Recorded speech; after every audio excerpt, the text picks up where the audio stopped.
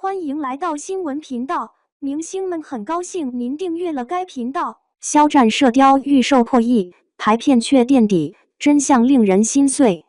一路狂飙，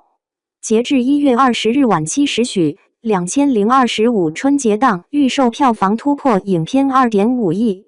并顶着创下中国影史春节档预售最快破亿纪录等荣耀，继续向3亿票房进发。在档期单片表现方面，由徐克导演、肖战主演的《射雕英雄传》《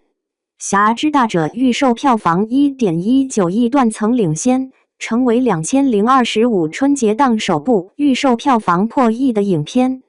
2024年春节档《射雕英雄传》《侠之大者》预售票房破亿，速度之快令人啧舌。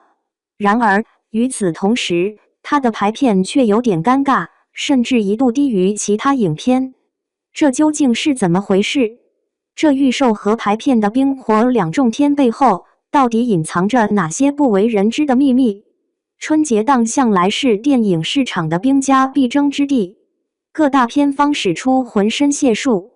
明星阵容、宣传攻势、预告片花絮轮番上阵，只为抢占观众的注意力和钱包。今年的春节档更是热闹非凡，多部大片云集，竞争异常激烈。《射雕英雄传侠之大者》由徐克执导，肖战、庄达菲主演，改编自金庸的经典武侠小说。影片为映先热，预售票房一路高歌猛进，肖战的粉丝更是贡献了巨大的力量。不得不说，在如今的电影市场，流量明星的影响力不容小觑。粉丝经济的威力在春节档预售阶段体现得淋漓尽致。预售票房的火爆并不代表一切，电影的最终票房取决于多重因素，排片就是其中至关重要的一环。影院经理会根据影片的预售情况、口碑、类型等因素来决定每部影片的排片量和黄金场次。《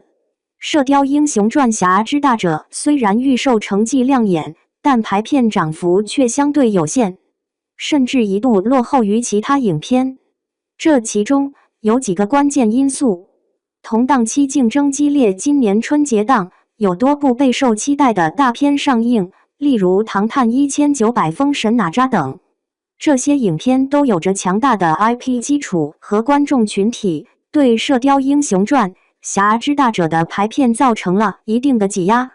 续集电影的优势，《唐探1900》《封神哪吒》都是系列电影的续集，前作积累了大量的粉丝和口碑，观众对续集的期待值也更高，影院自然会优先保证这些续集电影的排片。再者，影院经理的观望态度，对于新上映的影片，影院经理往往会采取观望的态度，